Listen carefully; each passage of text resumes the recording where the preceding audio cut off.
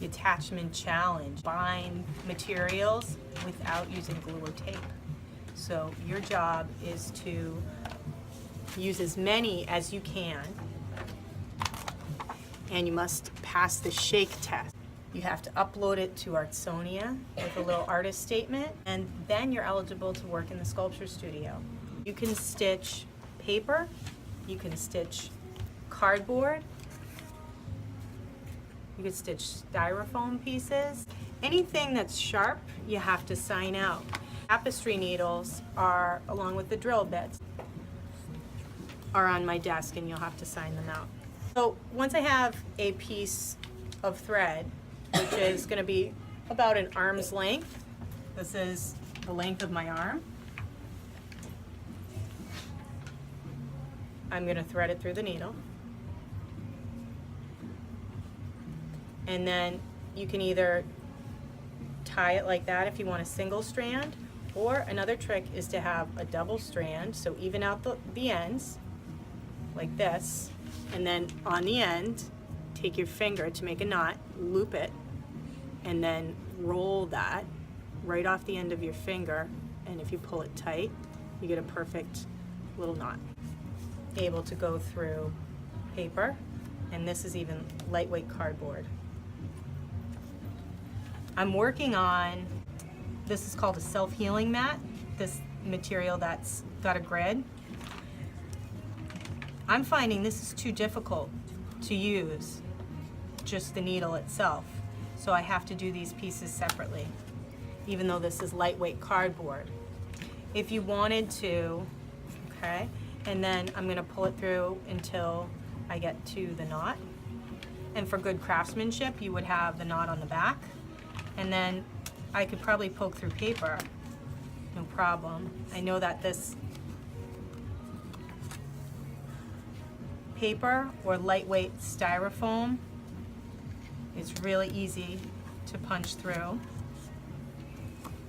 And that makes a nice sturdy kind of connection that will definitely pass the shake test. How do you tie a knot when you're finished? It's a really important part of stitching.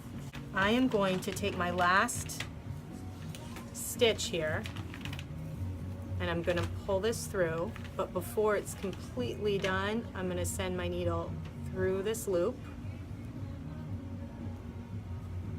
and pull it tight. That alone is not enough. I'm going to tie another knot by looping and pulling it tight. That's my second knot, and I say the third time's a charm. So a third loop and pulling it tight before I take my scissors. And good craftsmanship is trimming any edges, okay? I did a pretty good job with my knot, so I don't have loose ends there. And is this gonna pass the shake test? Absolutely. Ash. It looks kind of like this. It's really easy to do. With pipe cleaner or with string, you can lash things together, which means to bind them with sort of an over-under. So with the pipe cleaner, I'm just gonna go in a regular pattern. If you've done Ojos de Dios, you know that the pattern that you make creates a repeating design.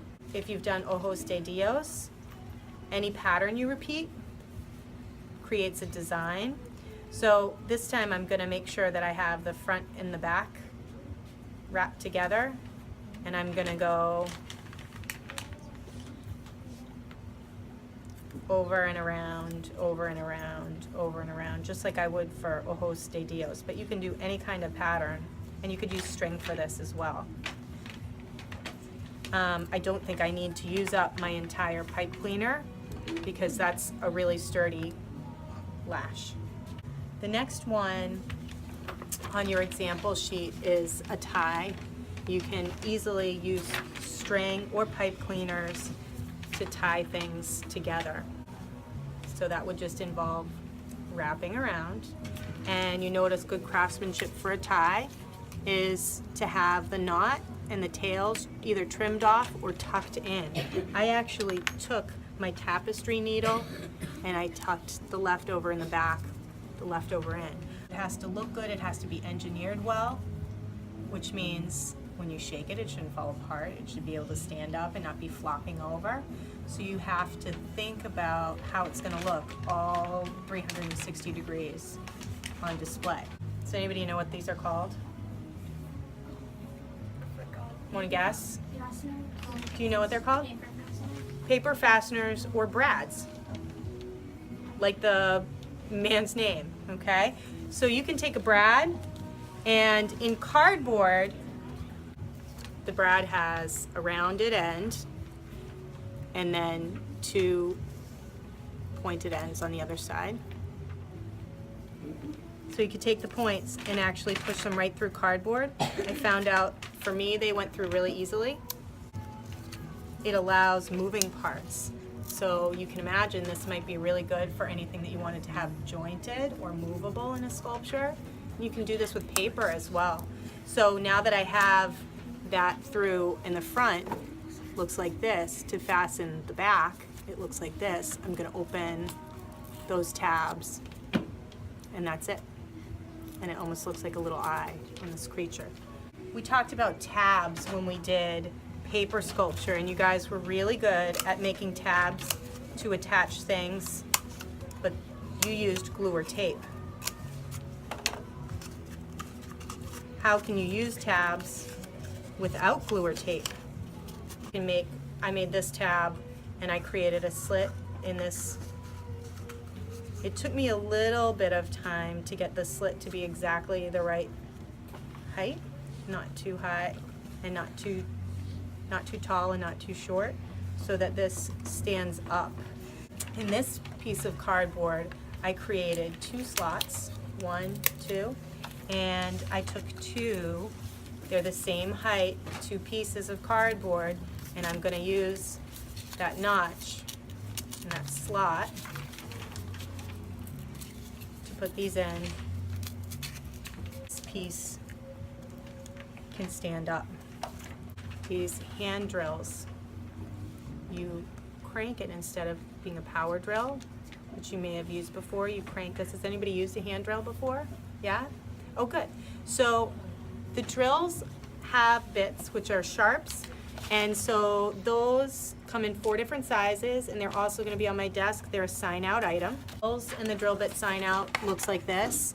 And you can see that Debbie Drillerstein has taken drill number 1.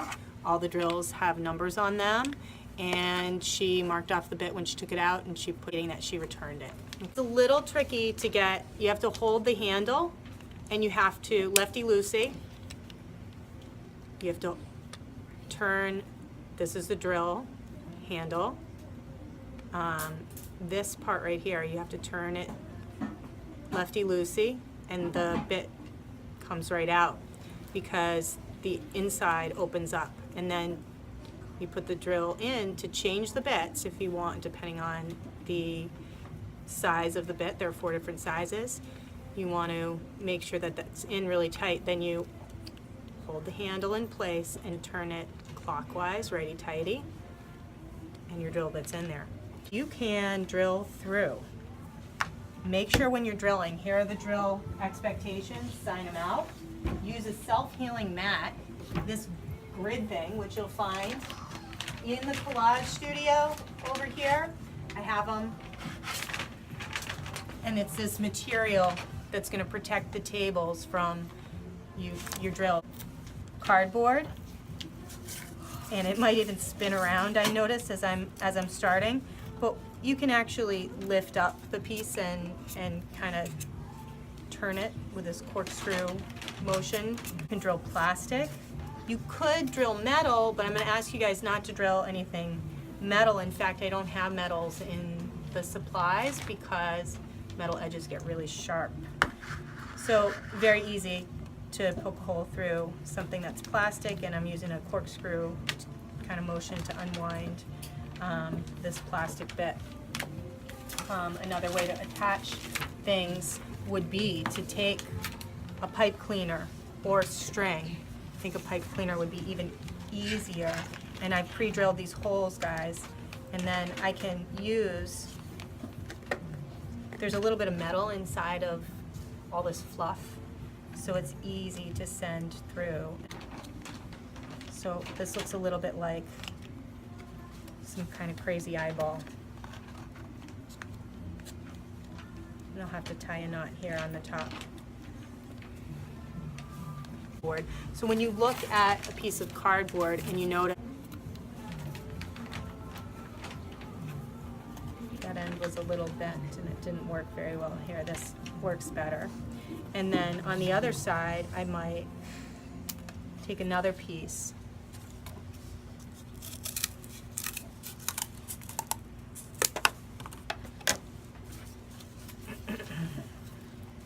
and I can attach the other end, leaving that pipe cleaner visible or not. Okay?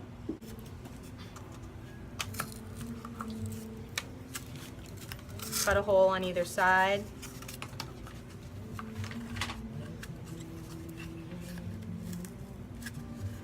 I'm gonna flatten this out a little bit. And then I can put something right through, whether it's popsicle stick, as it is in this example. It's starting to look like a figure already. Let's do it. Does that look like two arms? I don't think this would pass the shake technique. If I had a smaller hole there, this would be sturdier, or if I went all the way through. But then my arms aren't long enough. But you guys, that's why I'm saying this is a great class. I want you to experiment with these different techniques and focus on the techniques, not so much making some specific thing right now. Tab there, or a little hole there.